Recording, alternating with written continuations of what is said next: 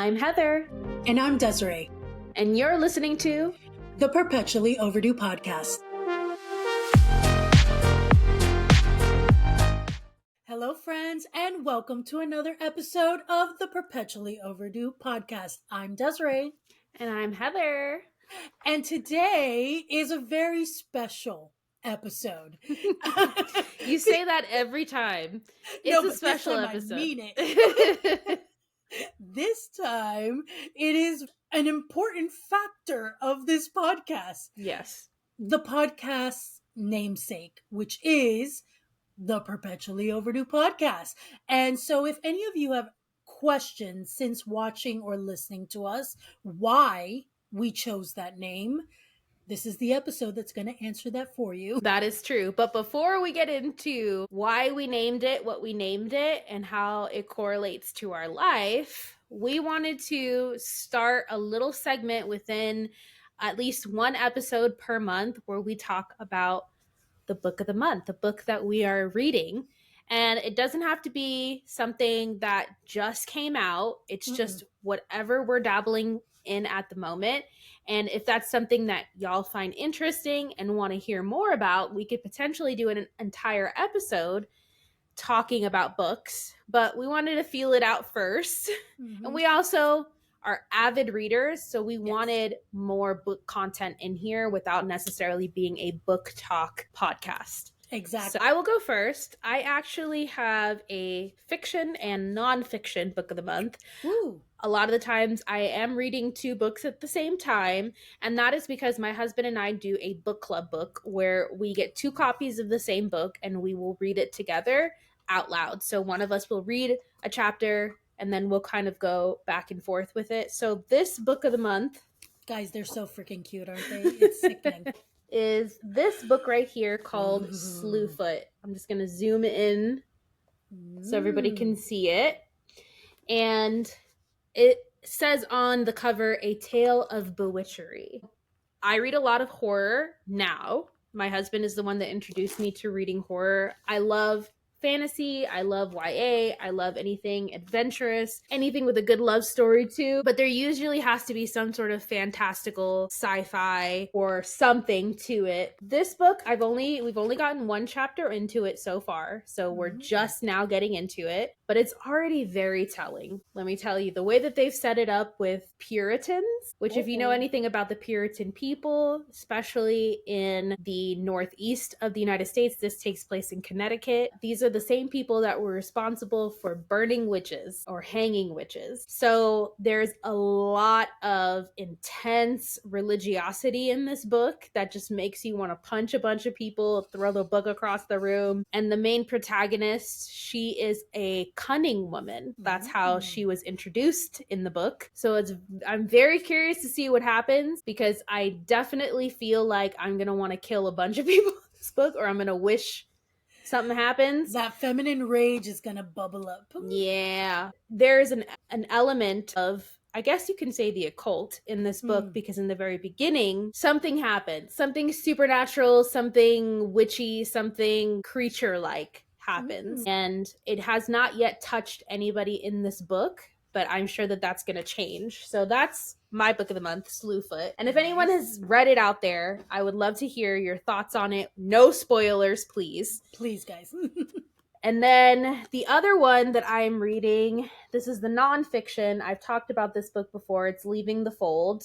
This is just my journey of healing. It's a guide for former fundamentalists and others leaving their religion. I think it's pretty self-explanatory. I don't need to get into it. But I am a quarter of the way through, and it's now starting to get to a point where I'm not a blubbering mess every chapter. So it's good. It's healing. But those are mine. Desiree, what is your book of the month? Well, I also have two because there was one on my Kindle, which I'll show the picture of, that I will start reading probably this week. Okay. And then this one that I'm holding, I'm probably going to wait until I'm officially in Colorado, which is literally like 9 days from now. Hence the mess behind me. If you catch whiff of it, ignore it. It's not there. You don't see anything. I have not noticed anything. So okay, fabulous. Here is The Christmas Tree Farm by Lori Gilmore. So cute.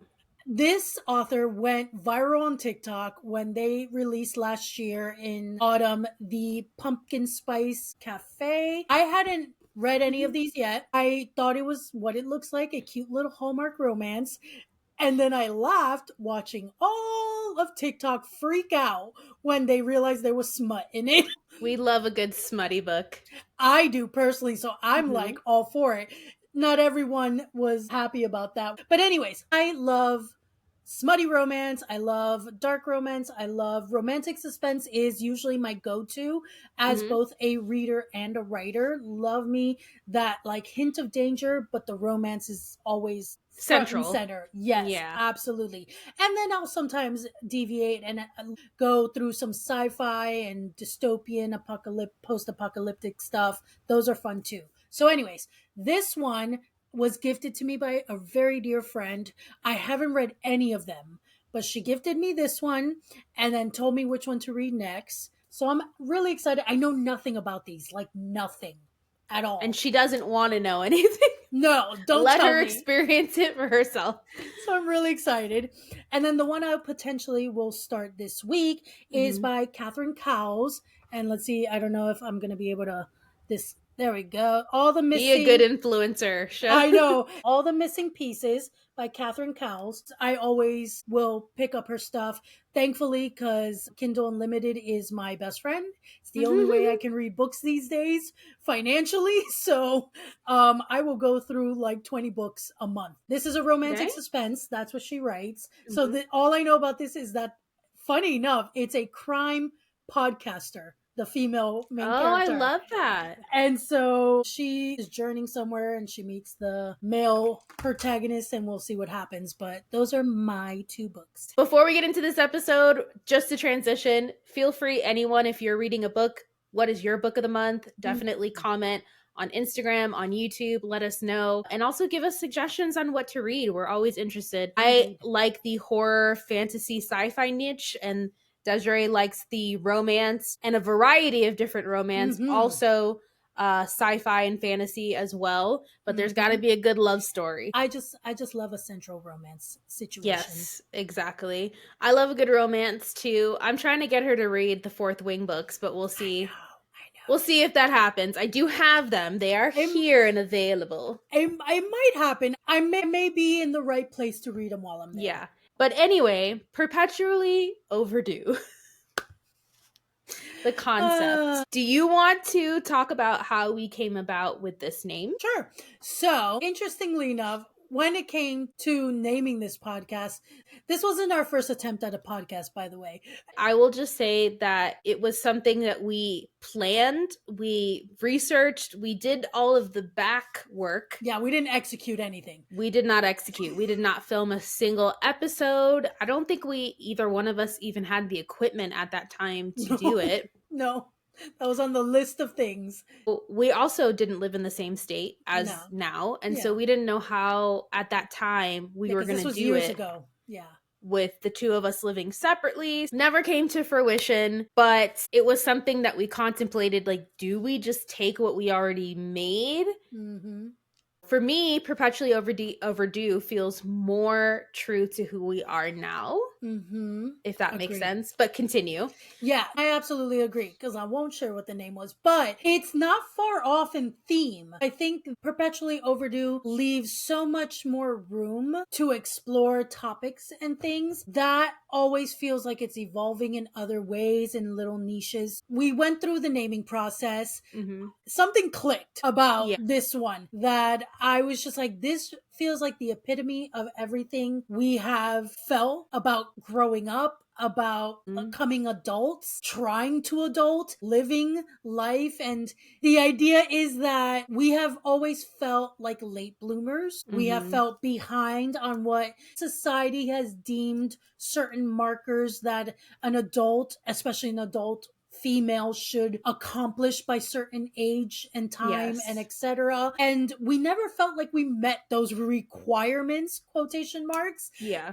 And being that we came from a religious background, we started life later than what was of the, again, quotation norm. It just kind of felt perfect that Yeah. we constantly felt perpetually overdue in every area of our lives. Yeah. And because of social media as well, we realized we weren't the only ones that felt this way, and that there's always specific areas in our lives that we may feel this way, like we are way past due where we should be. Yeah. It just so happens that for us, it was like almost every area of our lives. But Yeah. there's legitimate reason for why that Mhm. happened, which we are going to get into today and talk a little bit about it. Yes. I will say, to comment on something you said, I actually hate the term late bloomer, I know, I do too. only because I feel and I firmly believe that everything happened when it was supposed to happen, and that societal expectations and pressures are just bullshit, and things that they, as a society, we put onto people because we want people to be in the workforce. We want them to have children to put people in the workforce. And so there are certain mile markers that society places on us in order to keep an ever evolving door of laborers, to keep society going and functioning, to keep the birth rate going, that if we deviate from, could be potentially not dangerous for us, but dangerous to the pocketbooks of people who benefit from society functioning as is. So, Exactly. but when you are young and coming up and not having that realization, you just feel like there's something wrong with me. Like, why are these things not happening for me, or why are they not happening in the way that society dictates that they should? And unfortunately, because we're all trained to think that way and have those expectations, we don't just get the pressures from those small percentage of people who are benefiting from society staying the way it is, but we get it from our peers, especially growing up, our younger peers, and those formative years can hurt because we still don't know how to stand up for ourselves or walk in our truth yet because we don't know it yet. We're still growing. And then as we become adults, we get the pressures from coworkers, with family members. Like, life from every direction just feels like it's coming at you at every stage and telling you you should be here. Why aren't you here? And then they want to ask so kindly, like, why don't you have kids yet? And you're like, why are you asking me this question? Why aren't you married yet? Why? And especially for a woman, I think a lot of men are defined by their careers. So they get the questions of, like, what do you do for work? Blah, blah, How blah. much money do you make? Exactly. And if you're not where you're supposed to be, I'm doing air quotes for those who are not watching, then there's the question of, like, well, why? What happened? For a woman, it's all relational. What's your relationship status? Do you have a family? If not, when are you going to have a family? Which has always rubbed me the wrong way, because I've always been of the opinion that I am more than just somebody's wife and more than just somebody's mother. And the fact that nobody's ever like, so what do you do for a living? Or how much money do you make? Not that those questions are not just as intrusive, but it's just the assumption that a woman is defined by her relationship status, which is so not the case. And neither is a man defined by what he does for a living. Nope. Yeah. But all that pressure that you get throughout your life, it comes from people who are sticking with the status quo and believing that these are mile markers that you should be passing in life. And I think if you're on track, it's easy to be that way and to judge others. But if you, for whatever reason, are not meeting those markers when you're being told that you need to, then you have to reevaluate your life. And that's when you kind of open up your eyes and realize, oh, I don't have to do this when everybody says that I need to. And now that I'm an adult, and now that I've had certain things happen to me that I expected to happen way sooner, I'm actually grateful they didn't happen when they did. Because my life would have looked really, really different, and it potentially would not have worked out for my good the way that I feel like it has now. And we'll get into more of that in just a minute. So let's go from the beginning. Let's start from what are some factors, starting when you're young, that start shaping these expectations in our lives. I personally think one of the factors for us specifically, I've even heard from a lot of different people from other ethnic backgrounds and families that their households also put this pressure on them. And here's the thing. We are two women, so we are going to very Yes. much speak from the perspective of growing up as women in these circumstances. We know and acknowledge men also get their own version of Yes. things, but forgive us if we're focusing just on females, but it is our personal experience. So, as a female Hispanic growing up where we did, there is very much a narrative of before you're 25, you should have found a husband to marry. You should have already started having babies. And sure, you can have a job, but really, he's your provider. Yes. Especially couple that with the religious aspect, which just reinforces that expectation of, as a woman, your focus should be a husband and family, and you should take on traditional roles. You are the caregiver to the children, you take care of the household, and the man takes care of the finances. Don't get me wrong, I'm not opposed to traditional roles. However, I am of the opinion that however you want to fashion your relationship, as long as it's consensual with both parties who are in the relationship, it is entirely up to you and not for anyone else's scrutiny. Whatever it looks like for you, whether you both work or one of you works, and which one of you is the worker and which one of you does stay home with the kids, if you even have kids, everybody's different. But I think there was never a doubt and a question in people's minds that, for us at least, that we were going to find a husband. So, one, assumption of our sexuality. Exactly. Because, the other option was not an option. No, that wasn't even anybody's mind, that we could possibly be attracted to the same sex, or we could be bisexual, pansexual, any of those things. Yep. Nope. So, straight, just automatic check mark, no conversation, and that we may have babies. For us, we, to a degree, fell in line with that expectation. At least when we were younger, we were like, yeah, this is what we're going to do. As we grew and got older and started to learn ourselves and realize that we could have our own opinions, that we didn't just have to do what society expected, those things started to shift a little bit, at least in the sense of, yes, Desiree and I both have a desire to be married, to have a partner for life, but it's not the end all be all of everything that we have going on. And we have lived many years upon this earth as single people. So we know what it's like to create our own happiness. We know what it's like to take care of ourselves financially and otherwise. We know what it's like to be independent. We didn't go straight from high school to college to finding our husband in college to graduating to then get married to then all of the other things that come after. It wasn't like that. And I will say that we had different journeys with children. I know you, from the moment I met you, were like, which that was a fun experience with other people because it was very interesting. I have always come off very motherly and nurturing. Yeah. And so growing up, people really just assumed I would love to be a mother and that I would have children. Early on, pretty much right at my early 20s, I knew I had no desire. And mind you, this was 20 years ago. God, that's disturbing to say. This is 20 years ago.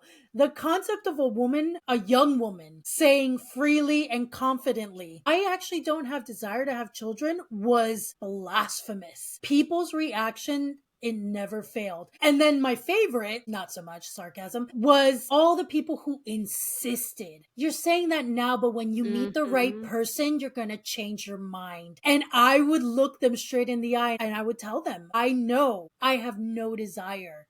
That's not going to change. And they never believed me. They were always skeptical. They always just laughed and rolled their eyes. Exactly. Yeah. So I had to deal with that. And then, of course, there were times where I questioned it because of the expectation and pressure from Yes. people around you in your life. And it was something that it took some time. It wasn't until maybe about 10 years ago in social media that other people were going, it's okay if a woman doesn't want to have kids, by the way. It's okay if anybody doesn't want to have kids. Period. Yeah. Exactly. It's so true. I will say that my journey was like this, like up, down, up, down, up, down when it comes to kids. Because when I was younger, in my late teens, early 20s, I was like, I'm going to have a buttload of kids. And I was the youngest in my family. So I had a lot of nieces and nephews that I helped take care of. And I loved being an aunt. And I thought that that would just translate over to wanting to be a mother. So it never crossed my mind like, hey, you should question this. You should ask yourself if this is what you really want. As I got older and I got more steeped into religion, it was very evident that children were not going to happen until marriage happened first, because that's the order in which you do things. The longer that I waited without anybody putting a ring on it, the more I was like, is this going to happen for me? And then as you go older, you have the questions of, what is that going to look like as far as the pregnancy goes? Because when you reach a certain age, you're considered to be a geriatric pregnancy. There are health risks that come with that from both you and the father if you are both older. So I just saw the window of opportunity for both marriage and children starting to diminish and get smaller and smaller and smaller. And that's when I had to come to terms with the idea of maybe marriage is not for me. And then when I started to question that, I started to say, maybe children are not for me. And the moment that I actually like sat and asked myself if I wanted to have kids, I immediately was like, I don't know. I'm on the fence. It can go either way. And it was a decision that for me personally, because I was on the fence, because I wasn't adamantly no or adamantly yes, I was like, well, you know what? If I ever do get married, that's a decision that I can make with my partner. We can make that decision together. Can I just say from experience, know yourself. Know what it is that you want, because there's no going back when it comes to having kids. Oof, for real. And if you make your decision based on what somebody else wants and it's not fully what you want, you're going to know in 3.5 seconds once that baby comes out of you or once you get pregnant if this is what you really want or not. And by then it's too late. Right before I met my husband, I had just gotten out of a serious relationship and I was like sort of spiraling of like, this might not ever happen for me. And because of that, what am I going to do with my life? Who am I going to put all this love towards that I have in my heart? So for like a split second, like a tiny millisecond, I was like, maybe I could be a single mother. Maybe I could get a sperm donor, or I could just get some random guy to knock me up. I remember. Not the best way to think about something as serious as having a kid. But I think it was more out of desperation of not wanting to be alone and not really realizing that I could, one, make a life for myself. Because I think I was still operating off of the old mentality of like, your life begins when you find a partner, which, by the way, is not true.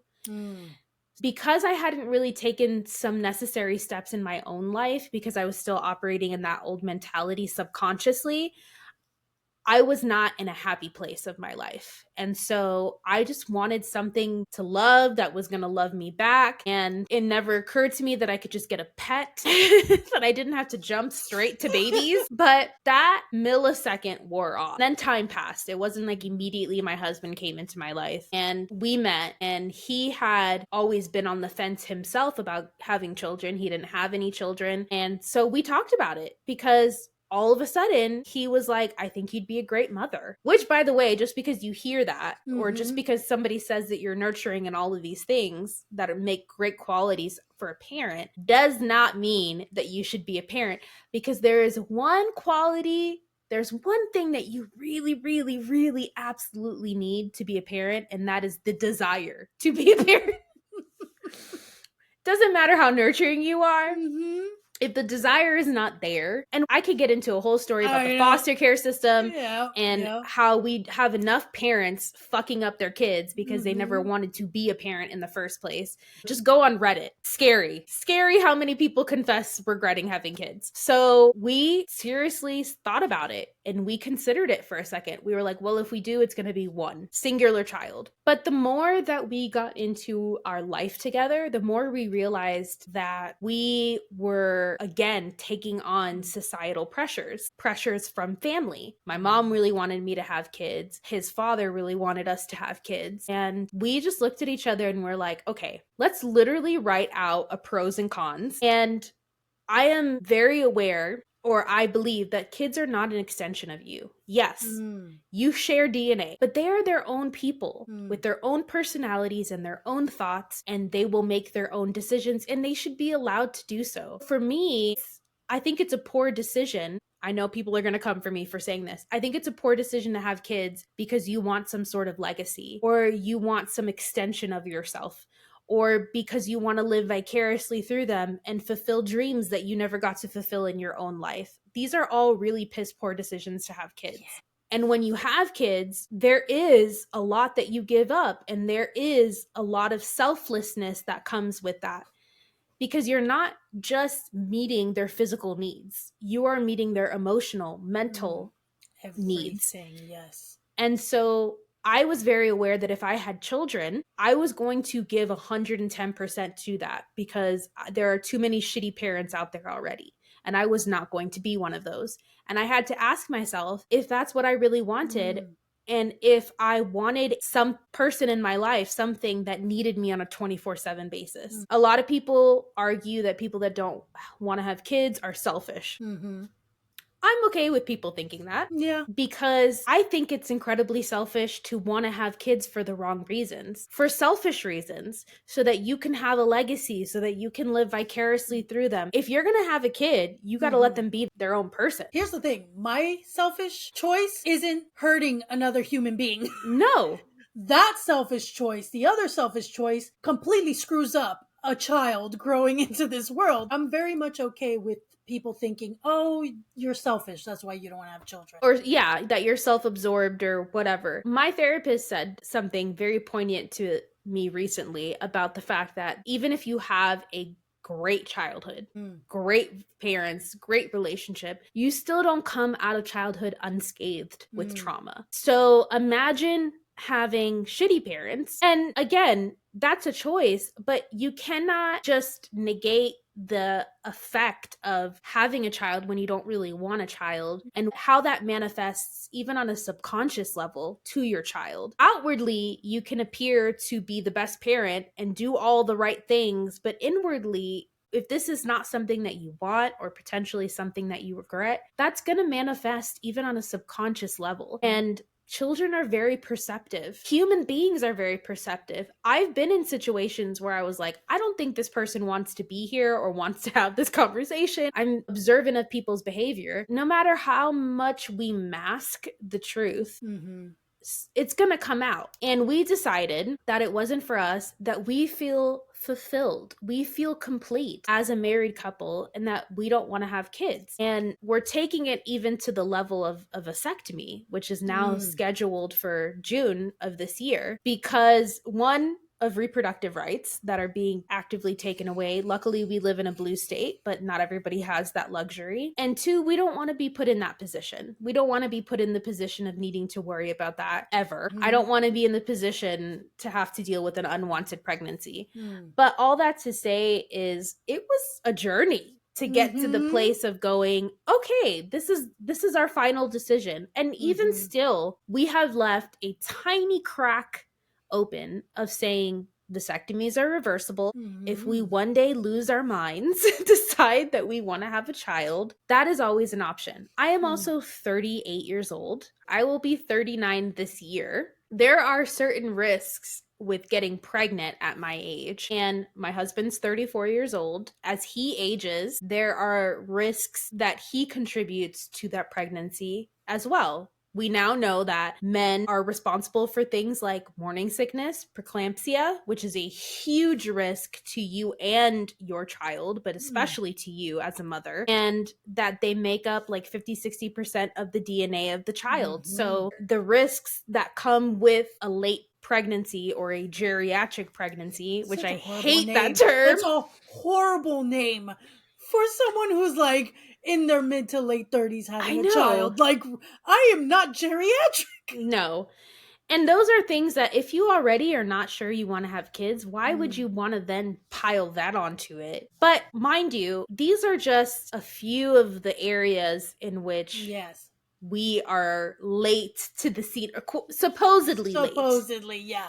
Supposedly. I will say another little sidebar, because what happens a lot also growing up as someone who didn't want children is that people then automatically assume, why do you hate children? Whoa. One has nothing to do with the other. No. I think children can be great. I think the whole concept of motherhood and what our bodies as women can do bringing life is beautiful.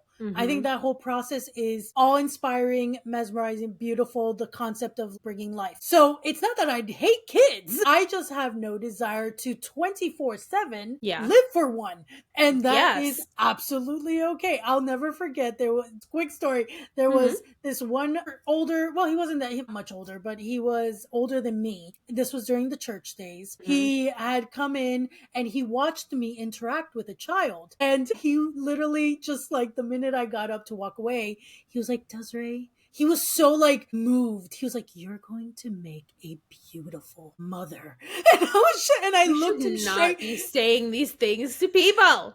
I looked him straight in the eye and I was like, actually, I have no desire to have children. The heartbreak that I saw on his face, it's like his face dropped. Like the concept was just baffling. Unfathomable, right? Unfathomable to him. He was just like, what? But you have a uterus. How dare you have ovaries?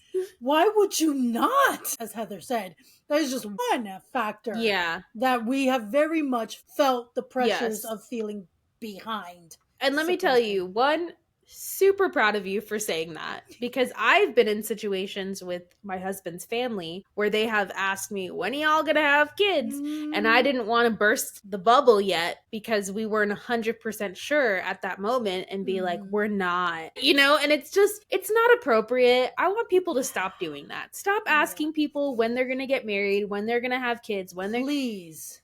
How does it affect your life in any way? Why do you need to know these things? If you want to try to make small talk, let's talk about something else that has nothing to do with my personal life. Because especially when you're strangers, like these are people that I met for the first time. They weren't even his family. It was like his sister-in-law's family, which love them to death. But I was like, I don't know you. And you're asking me this really intimate question. And it's a generational thing for sure.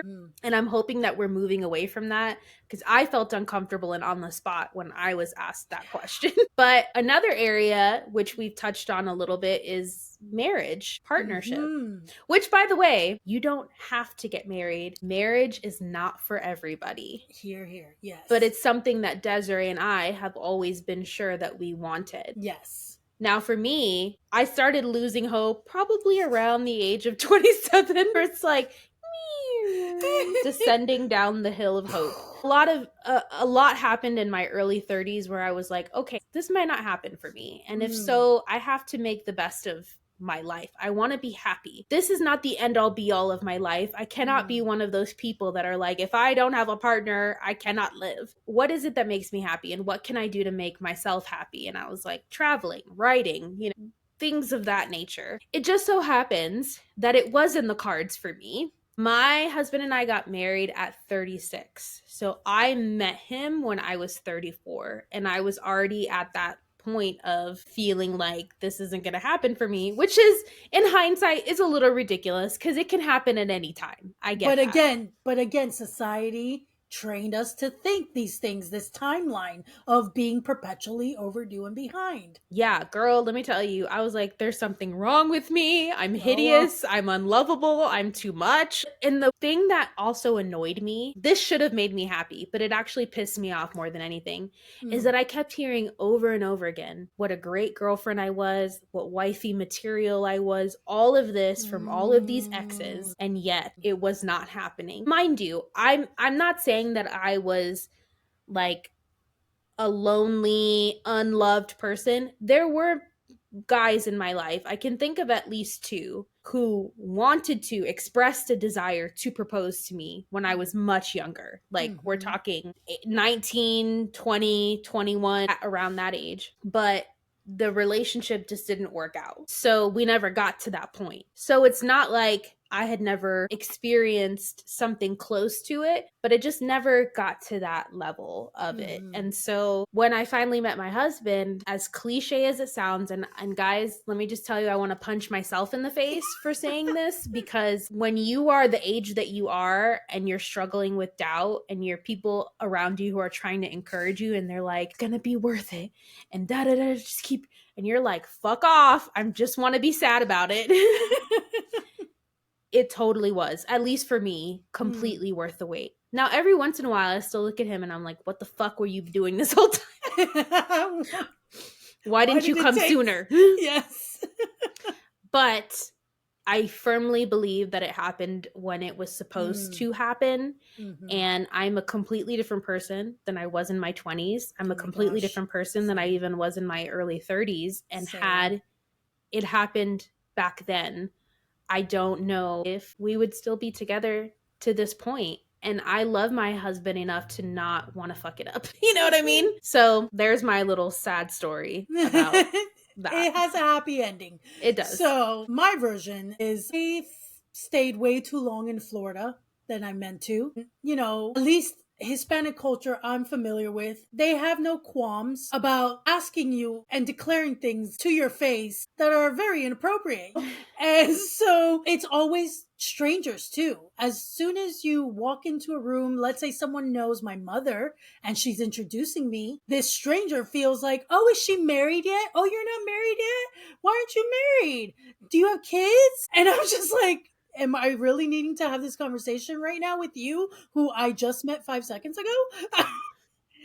Yes. And then, of course, not wanting to be rude and say what I really want to say, because a Hispanic mother will want to slap you across the face if you do. It's been a very interesting journey, always getting those questions a lot. And it was one of those things that, like Heather said, as I got older, you think, what's wrong with me? I'm not lovable. Oh my God, because life says I should have found it already and blah, blah, blah, blah.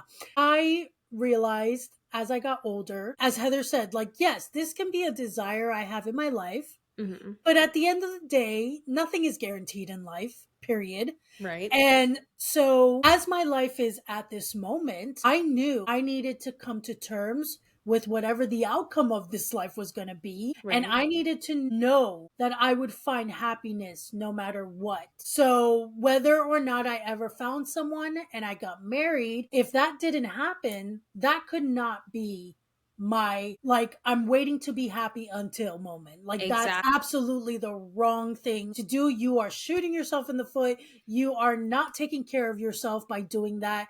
You are not loving yourself properly by doing that, because there is so much more to life than relationships. Yes, we are meant to have community, and you can have that in so many ways. It doesn't have to just be romantic love. And relationships, period, don't have to be your only source of happiness. There are so many things in life that you should figure out will bring you joy, will make you happy, and be content that that is something that you know confidently you're going to be okay. No matter whether you get that marriage, that partner or not, you're going to be okay. And so at 41, because that's how old I am now. Yeah, there is the constant pressures from society thinking, my God, you haven't been married yet? You don't have kids? What's going on?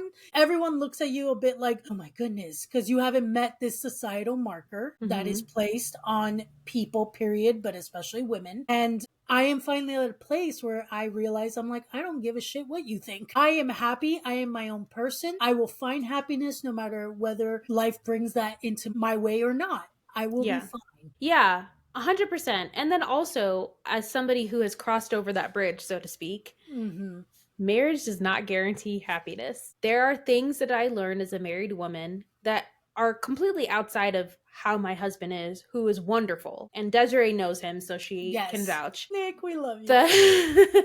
We do. It's just the presence of having a partner. There are certain things in your healing journey that don't come up or get triggered until you are in marriage or when you live with somebody, you are in partnership, commitment with somebody. And I discovered what my things were and how I felt inadequate in ways. And it wasn't a good feeling. Not to mention that when I met my husband, I moved to a different city. I did not have friends there.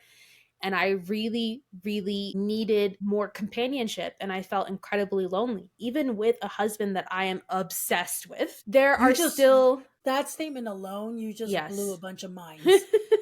Because the concept of loneliness, when you finally got the thing Yeah. that we've all hoped and wanted. Yeah. Well, because the thing is, I was very aware going into this marriage that my husband could not be my everything. There's far too much pressure to put on somebody, and I am far too much of an independent person. That's my mentality on it. We got married. We spent tons of time together. We genuinely enjoy each other's company. We are best friends. We love hanging out with each other, and we do hang out with each other majority of the time. But at the end of the day, my husband is still a man, and I miss the company of women. I missed having girlfriends around. I miss being able to go out and hang out with other people. It didn't have to be women either, but I especially missed my female friends. And it was starting all over again. And I don't know if anybody can relate to this, but making friends as an adult is really hard. So freaking hard. There's not always the context for it. There's not always the opportunity for it. And then there's the fact that I am a naturally shy person too. So I tend to hold up the wall in certain situations until I feel comfortable enough to let my personality out. And it doesn't make it easy to meet people, especially when you've been told your entire life that you look intimidating or you have a resting bitch face. Like, the one thing that I have heard consistently throughout my life is, I thought you were mean, but you're nice. And I was like, thank you for that backhanded comment. Exactly. But I'm not the most approachable person. I realize that. I've come to terms with that. I am okay with that because my husband has the face of an angel in that people just want to come up to him and tell him their whole life story. And I just realize, oh no, that's not for me. I don't want to. You're like, you know what? I'm good. I'm good. I'm good.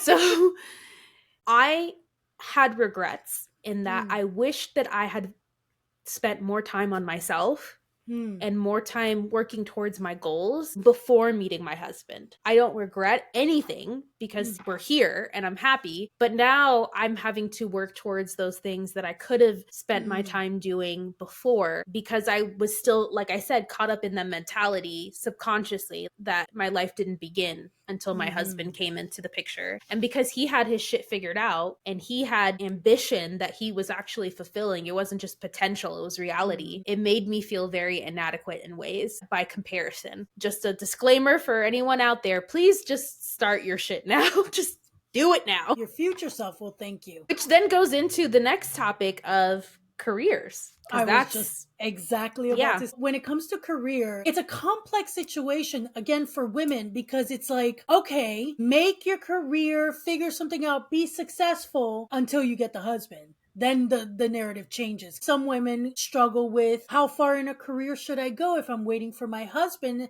and then once we're together, I'm going to housewife it. The expectations on us, career-wise, feel very like tug and pull. They're never exactly clear. But growing up, it very much was something that as a creative person that I discovered early on I couldn't figure out where career-wise to go. And it just became this rat race of figuring it out and feeling like I was running out of time because as the years kept multiplying and I hadn't set a career yet, it was a matter of, well, now is it too late? Do you go back to school when you're later in life? You know? Which again, we know now is perfectly okay no matter what age you are. But again, 20 plus years ago, these are thoughts that society did unintentionally put little pressures on you. And so, at least for me as a creative person, setting a career, finding a career, and trying to get that done. Because again, it's all about you have to have it all figured out in your 20s, which is the biggest lie we've ever Yeah. been told.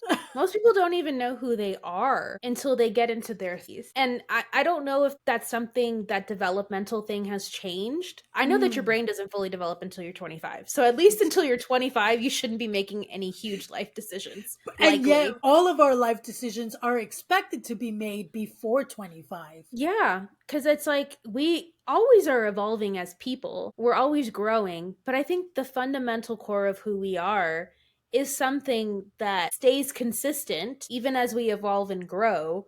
I don't become suddenly a radically different person unless I'm in a crisis, making those decisions of like, I'm going to be with this person for the rest of my life. When you are fully developed, know who you are, know what you want, have worked through your trauma, have healed at least adequately enough to be able to, one, pick a partner that is right for you, and two, be the kind of partner that your partner needs. It's still a growing process, but you grow together more than anything else. And again, unless you have not dealt with your shit and you suddenly do get into a crisis, there's no reason why you can't make it to the finish line together. How was it for you career wise? I did not have a parent who pushed me to, one, finish what I started. I quit tons of things when I was a kid. So that mentality of like, if I don't want to do it, I can quit it. And then two, I didn't have any help. I didn't have anybody who was guiding me or telling me, hey, this is when you should apply for colleges. This is when you should be doing this. I was figuring it out all on my own. And I didn't apply to any colleges my senior year. I ended up going to a community college after I graduated high school. Well, I did do something in high school. I got my nursing assistant license in high school. And then I went to go work in a hospital and I figured out that career was not for me. So then I went into college courses. Wasn't really sure where I was going to be, but I was like, okay, it's okay because I'm just going to take my general courses. I'm going to get my associate's degree. And then religion came in and totally fucked up my path because then it was all about ministry. And ministry becomes your career. And you think that you're going to have some sort of function within the church. You're going to marry somebody who's going to do the same, you know, the whole similar callings thing. And that's it. You don't have to worry about college. So college was put on pause Well, for yes, me. you do, but it's got to be ministry college. Oh, yeah.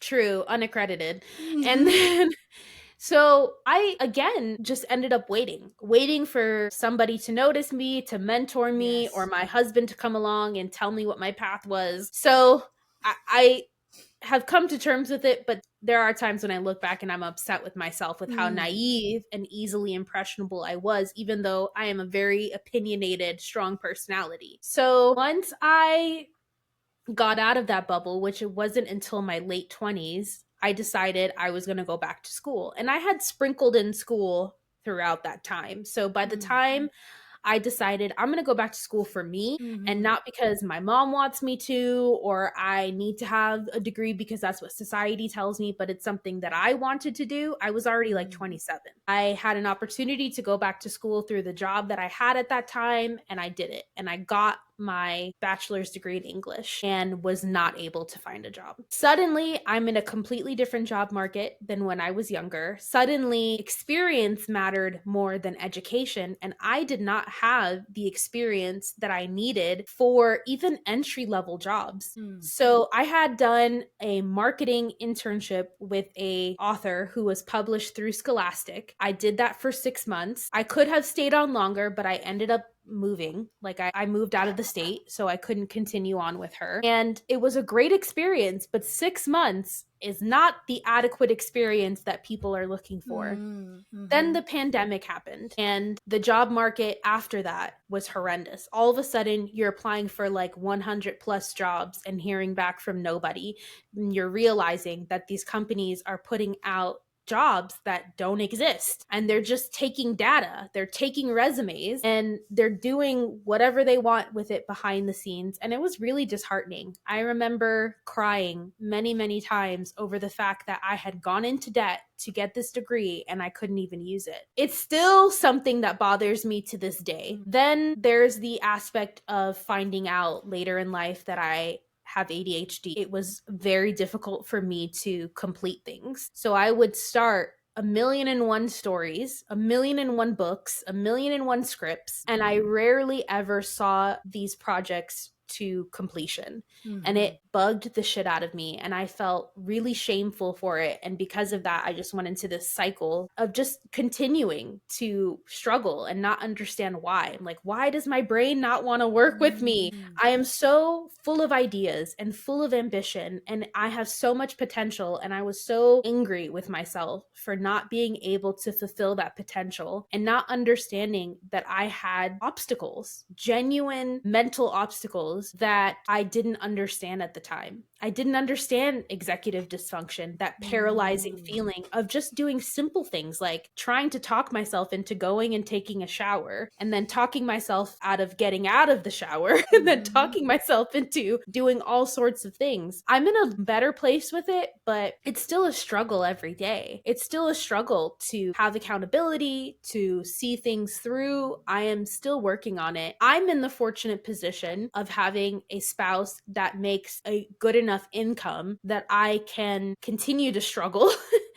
Because mind you, Desiree and I are not deadbeats. We've had jobs. Yeah. Just to make that clear, we've had jobs. I've worked many, many jobs, but they've all been like customer service based, service industry type jobs. I did work corporate America for a time in my early 20s and then hated it. It made me depressed. It's not the career that we wanted, in other words. And in hindsight, I learned as an adult that very few people actually get to walk out the dream that they have or the career path that they really want to go on. Not that you should never strive for it, because you absolutely should, for the stars. But at the same time, there's nothing wrong with working at a coffee shop. There's nothing wrong with having a service industry job, you know, for however long you need to do it. I think that society puts the shame on you that that's stuff that you do in your early 20s, and if you're in your 30s or 40s or 50s, that's not what you should be doing. Or if you're doing something like that, you should be the manager, the district manager, or the regional manager, and not everybody wants to do that. So again, we are two stubborn people, and we want what we want, and we don't want to settle because we've done the service industry. We've done customer service for so long. We have stories up the wazoo about shit that has happened to us within those jobs. And we got to a point of like, I'm killing myself for pennies and I'm unhappy. I don't want to do this anymore. And so now we've pivoted, but this is at 38 and 41. We have pivoted to finally stepping into what we want to do. Yes. But it's a struggle every day. It's a struggle every day to find the motivation. It's a struggle every day to find a way to convince your brain to do the things that you need to do to get over executive dysfunction, to get over that paralyzing feeling. It's a relief to know why. Yeah. But it still doesn't make it any easier necessarily. Unless you're like medicated, which I'm open to. I've talked to my therapist about, and I do take certain supplements that are supposed to be super helpful with ADHD. But the funny thing is, and I've told you this, you need to create a routine of taking pills to help you, but the routines are the biggest issue that you have with ADHD. Well, it's the same thing with like people with PCOS and endo and other things, hormonal metabolic issues that cause weight gain. The idea is, oh, so you've gained weight, okay, and you can't lose it because of this issue. So what's the solution? You got to lose weight. Right. How? If I can't because of this, but the solution is this that I can't do. Yeah. I struggle with routines. Well, here's a pill that you have to take every day. So just you have to create a routine of taking these are my pills that I still haven't taken today. Okay? These, I have like a daytime and a nighttime. I love that. Yeah. Just to show you that it is not a perfect thing. Like there are days when I take my supplements later than I'm supposed to. There are days that I don't take them at all. Like it's a constant thing of like, I'm going to get back on the bandwagon. I'm going to get back on the bandwagon. And that translates to every area of your life. Yes. So it's not just that. It's also like, I'm going to write today. I'm going to write today. I'm going to do this today. And I know that because we've been churning out this podcast, it must seem like we have our shit together. We don't. We're struggling just like everybody else does. It's new, it's shiny, and so we're putting the effort doing the stuff. But man, there are days when I could have edited an episode of this podcast. Did I? I had it open all day. It's not perfect. We do get there because there are things that do help. Like we keep each other accountable. That helps. We're partners. And so the idea of letting her down motivates me and vice versa. It is a lot harder when there are zero consequences. Like when you're trying to write your debut novel, that's extremely hard. You don't have a publisher breathing down your throat yet. You don't have anybody who's like, hey, if you don't do this, these are the consequences. I've learned that even with ADHD, negative consequences don't work for us. So what do you do then? It's all about the dopamine. It's all about, you know, finding that motivation. So that's what I've been addressing with my supplements. But yeah, career has definitely not been perfect. And I will like quickly just jot in there because when Heather said her history, I realized, I had all that too that I didn't even mention. So let's just say a lot of what she said pretty much applies because it was the same thing with religion and the expectation of life. We were in ministry together. So everything that I experienced, we were right alongside each other. And starting after leaving ministry and Christianity, again, that was in our late 20s, and you have to start over again because that was the career path for so long. And so many factors that she said were exactly the same for me. And it felt like, and you can attest to this too, but once you leave Christianity, when you built your life around it, you feel like, holy shit, I'm starting from scratch. It's like I just graduated high school, but I'm 30 something years old, and you feel very behind. And then you start to feel a little resentful, which you have to work through, thinking I've wasted so much time giving myself to ministry. My 20s are gone. Oh, my whole 20s just disappeared. And not having anything to show for it, or at least anything that you feel is like, I have great character. I'm a very moral person. I know right from wrong. And don't get me wrong, religion by no means teaches you morality. You can have morality outside of religion.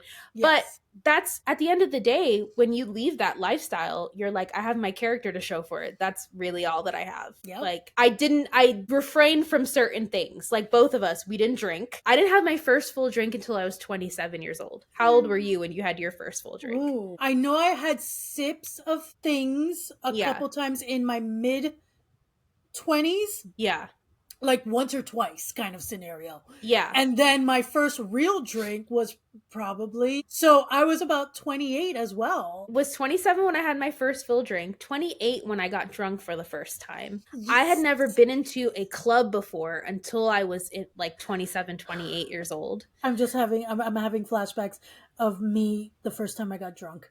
At 28. And the first time I got drunk, I asked the people around me, because it was a birthday party. I was at a jazz club and I was like, am I drunk? And they were like trying to break it to me gently because they knew my history. They were like, you know, tipsy, like you're past that. And I started to laugh hysterically, and then instantly, as if a light switch went off, I burst into tears because I could never say after that point that I had never been drunk before. And me and Desiree, when we would go out into the world, into society, we were fucking unicorns to people. The fact that we'd never gotten drunk, the fact that we'd never drank, the fact that we'd never did drugs, recreational or otherwise, the fact that we never smoked, the fact that we weren't having sex. We were unicorns.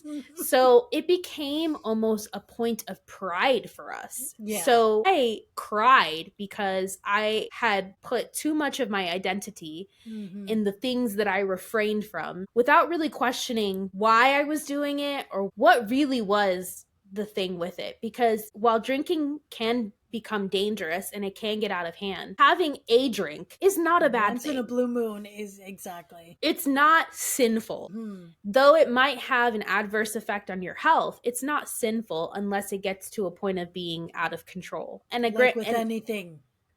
yes, with anything, because we had refrained for so much, and because of our age, because this was all happening in our 20s when people were finding out, most people had already done shit when they were like 16, 17 Oh, years yeah. old, and we were like, here we were in our late 20s still chucking away at not doing anything, and everybody was looking at us like, but why? We won't get too deep and too personal into all of that. We'll just say that those experiences happened later in life. And it's something that it went from being like a point of pride when we were within this insulated bubble of religion to then being like a awkward situation as we were exiting that and entering into life and realizing that we were really behind on a lot of things. Mm-hmm. Granted, we weren't the only ones experiencing this. I think a lot of people experience this in one way, shape, or form. But when you start to do these things later on, and you're kind of playing catch up a little bit with your life, a lot can come with that in terms of like, one, naivety. I definitely got myself into trouble, especially with the opposite sex, with men being extremely naive when it came to dating, when it came to sex. And then also the struggles of feeling like you can do something, that you can accomplish things. Imposter syndrome. Which, by the way, everybody in some shape or form, especially if you're creative, experiences it. Because my husband has been in his career in tech for 10 years and he still experiences imposter syndrome, and he is very good at what he does. It's not just us late bloomers that experience that, but I think that there's an added little edge to it because we didn't accomplish certain things earlier when society tells us we were supposed to. And so when we finally start walking into those things and trying to take ownership of them and experiencing them for the first time, even though we feel like we're so late to the game, there's then the wrestling of, are you qualified enough? Did you learn enough? Do you really know what you're doing? Are you too old? Are you too old to Are you too old to be doing this? Absolutely. Definitely, I feel like there is a heightened sense of imposter syndrome as you try to discover these things about yourself and finally take root in finding the things that you want to do in this life or experience in this life. That, again, because we're doing it quote unquote later, we're also not being open about it. So we feel alone too, with no one guiding the way, because there's a sense of shame almost that comes with doing certain things later in life. Yeah. And those are definitely things that make it harder to live your day to day and be free and open to these new things and enjoying them. That's the thing. Enjoying these life experiences yeah. without all that hanging over our heads. It's very difficult to feel like you can still be doing this because, again, there's still that societal thing of like, you're too old to be dabbling in shit. Go out and get a real job. Go out and make a paycheck because that's what you're supposed to be doing. And again, I am so grateful for social media because I am seeing people in their 40s and in their 50s going, I am not going to put myself into a box. I'm going to dress the way that I want to dress. I'm going to style myself the way I want to with my makeup, with my hair. I'm going to do the things that I like, whether you feel like they are appropriate for my age or not, because they make me happy. Seeing that is really inspiring to me to go, you can do shit at any age. There's zero limits on you. The only limits you have are the ones that you put on yourself. And who gives a fuck? Which, that is the beauty of being in your 30s and 40s. You don't give a fuck what people think about you. And so it's more of like the inner dialogue. Yes. I don't care what other people think about me. It's the inner dialogue that I have to overcome of, I'm not too old for this. I can still do this. And I am going to do what makes me happy regardless of my age. I'm 38 years old and I dye my hair fashion colors and I wear blue eyeshadow. And I'm going to continue to do that for as long as I fucking want to. Exactly. Like you said, I'm grateful for social media because I think it has helped perpetuate this mentality of going, we're going to change the status quo. Yes. Because enough is enough. At the end of the day, we all try to live this cookie cutter life. And for some, it works. And they're Yes. blissfully happy, genuinely happy. But for a lot of us, we realize that's not what would have made me happy. So, No. one, thank goodness I didn't go that route at a young Yes. age, and that I did take a little longer to figure stuff out. Yeah. Because I wouldn't have been happy if I went that route. Yeah. Two, as we get to know each other more ourselves, we're coming to a place where we're challenging what society has deemed to be acceptable at this age, that age. We're saying no. If I wanted, like Heather said, if I want to do this, if I want to wear that, if I want to, speak like this, if I want to act like that, this is my choice. This is my life. And I did not sign up to live only this American dream persona. No. I didn't attest to that. It was just thrust on me as an impressionable youth. Yeah. But as we've gotten older, we're going, we have a choice. 100%. We can decide, and it can look like whatever the fuck we want it to look like. 100%. And I think too, seeing people that are older than myself in their 50s and 60s just living their best life, I'm like, yes, queen, I need that. I desire that. I am not a person that likes to be put in a box. I'm not a person that likes to go with the status quo. I'm very much against the grain kind of person, not because that's my personality and I just want to be the different person, but because I find that I just don't fit in. And I've tried at various points in my life, and I've always been a square peg in a round hole. And when I embrace the fact that I'm different and I do things differently, that's like where the magic is. But choosing to refrain from those things, you almost feel a sense of like, oh my God, were we dumb? Were we why did we do this to ourselves? But at the end of the day, we shouldn't have any sort of yardstick that we're measuring ourselves by unless it's our own. Like, there are things and goals that I want to accomplish, and I know that I have the power to do those things, and that's all that I care about. Nobody's opinion really matters. But my own. I take heed to what friends and family say, but everything I take with a grain of salt, and I always check it to what I feel. Because here's the thing, we always get the people who are extremists. You can still be loving, you can still be kind, you can respect and appreciate the opinions and advice of those close to you who you trust and love.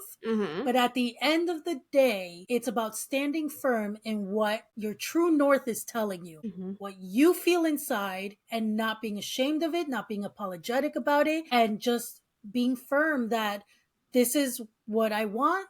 This is what makes me happy. So this is what I'm going to do. So friends, we want to ask you, let us know in the comments, in what ways have you felt perpetually overdue in life? Are any of the ones we mentioned something you relate to? Let us know. We hope that you feel this is a safe space to discuss this with us. Find us on Spotify or wherever you listen to your podcasts. Once you do find us and you listen to our episodes and you decide that you like us, please subscribe, please please leave a review so other people can find us as well. It really helps us with the algorithm and pushes us out there. You can find us on Instagram, on Threads, on TikTok for now, potentially Blue Sky. We're figuring all of that out because we want to make it accessible for people to find us. When you do find us at PO the Pod, please like, comment, share, do all the things, push us out there. But most importantly, we're here to create a community, engage with us in discussion. We are very active in responding to people and engaging with people on every platform. We love to hear from you. We love to get different perspectives. Don't forget the book of the month for sure. Yes. And until next time, bye. Bye, friends.